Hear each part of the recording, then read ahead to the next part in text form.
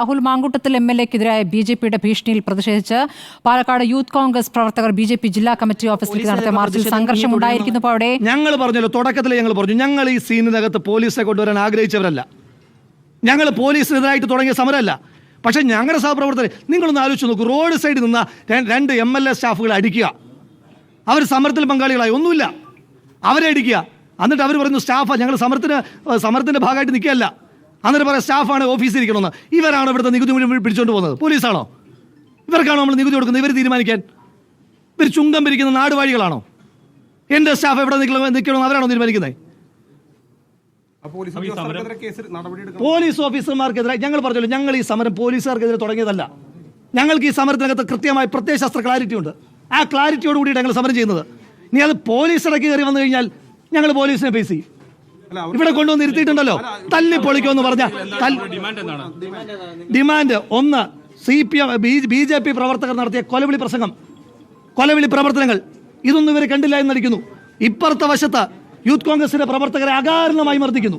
ആ പോലീസ് ഉദ്യോഗസ്ഥന്മാർക്കെതിരായിട്ട് നടപടിയെടുക്കണം. പറഞ്ഞല്ലോ, ഇവിടെ വെല്ലുവിളിക്കുക. ഇവിടെ വന്നിട്ടും ഇപ്പൊ സമരത്തിന്റെ സ്ഥലത്ത് മാത്രമല്ല, ഇവിടെ വന്നിട്ട് SI പറയാ തല്ലിപ്പൊളിക്കും. വിളിക്കുന്ന SIയെ കുറെ നേരമായിട്ട് പറയല്ലേ, ഇവിടെ ഇരിക്കല്ലേ അവൻ, ഒന്ന് തൊട്ട് കാണീര്. ഓർഡർ ആവുന്നവരെ സമരം നമുക്കറിയാലോ ഒരു സമരത്തെ എങ്ങനെയൊക്കെ കൊണ്ടുപോകണമെന്ന്.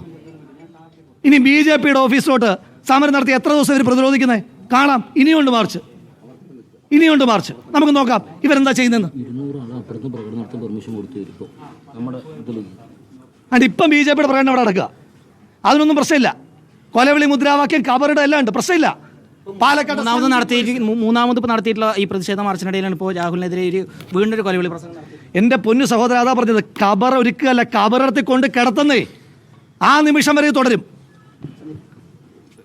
കേരളത്തിലെ ഏതെങ്കിലും ഒരു രാഷ്ട്രീയ പാർട്ടി ആ രാഷ്ട്രീയ പാർട്ടിയുടെ ജില്ലാ അധ്യക്ഷനെ ഒരു കൊലക്കേസിലെ പ്രതിയെ ജില്ലാ അധ്യക്ഷനാക്കിയിട്ടുണ്ടെങ്കിൽ പാലക്കാട് BJP മാത്രമാണ്.